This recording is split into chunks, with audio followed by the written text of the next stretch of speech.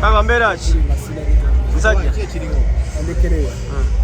Tubalaba muzze wagira Kikonde. Tuze wagira. Kati goli timu ki? Ndi timu Mikey. Timu Mikey? Kati ky'osuubira? Mikey agenda kukuba akasajja. Ki ekikuleetera okulowooza nti agenda kukuba? Mikey asobola nawe omulaba. Okay. Yanza.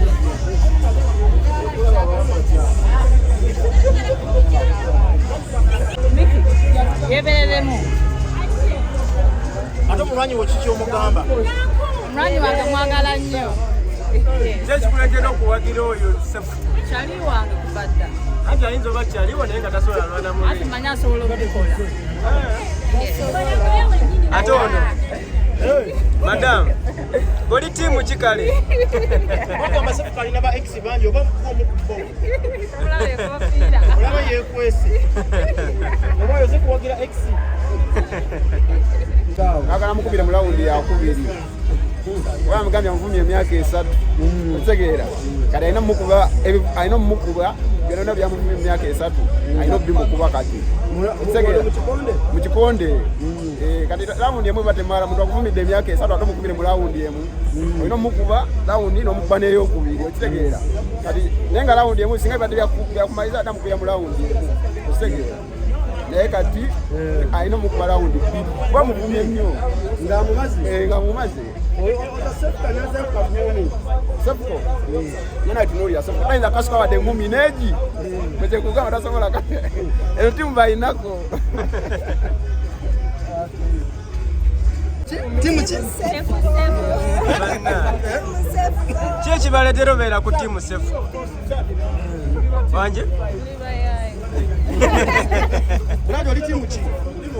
Mikey Wali wonna. Osubira agenda mukuba. Agenda mukuba mraundi meka.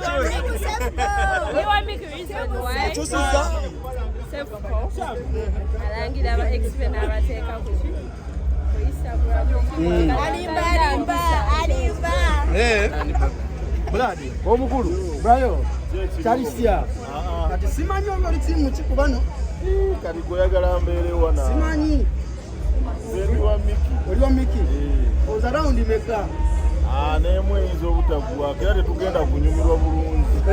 Kuba wajja kuba bakatandika omwafe. Kati awo tetugenda kunyumirwa naye kye tuba tukola muleete ebintu ebinajjawo omuntu nga bukyali. Kuba nze training zonna mbadde nziraba. Futuwaka 0, bikibe na 0, maanyi temuli. Kitegeeza bakuba luyina ogweri. Naye nga tugenda kunyumirwamu. Olowooza enkola y'aba celebrities ogamba nti bwe tuba nga twenyigidde kigwere mu ringi kinaakola? Eyo yey'abasajja entuufu.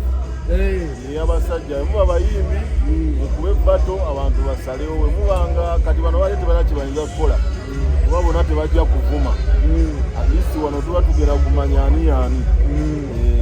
Saidi y'abayimbi eno bano bandizeko ku ringi wano ne bemaleddanga. Abayimbi ringi yaabwe ba stage. Okujjako bano abalala bano abazze bano banuuli abo bajje mu ringi tulabe. Abaliwo abazze bano ogamba obamanyi naawe abalwanyi. Ate saidi yali ene ne traffic gas. Olowooza nabo bandizeko mu ringi ne bajje batulageko. Beekubire mu ringi kiggwemu. Ate nga kyangu nnyo. Naye banagamba wiiki emu bategeke ekintu bajje tukikube kiggwe. Gugwera mu ringi. Musajja tumumanyira awo. Tujja kwogera bwogezi tuli ba pasita. Kale. Saizi zikinoa. Nawe oli wa Mikey? Oli muwanvu?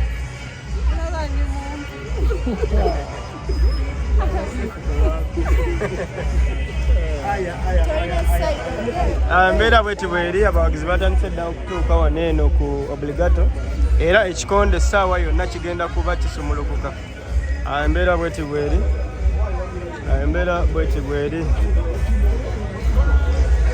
Oli timu ki? Ekiriwo saawa omuntu bw'akulema okukuba mulume advise yani Sharifu enamba ompadde yani eno sawa ya kuluma kumega maokota bwetamukwata misinde okitegedde sina tiimu okweraliikirira ogomba okusinga ku lisaidi okweraliikirira muganda wange Cephco tukube mawokota bwetamukwata ng'odduka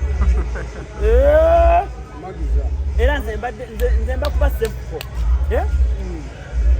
olaba eno kasita bagamba nti refu naakuba akadenga nze Cephco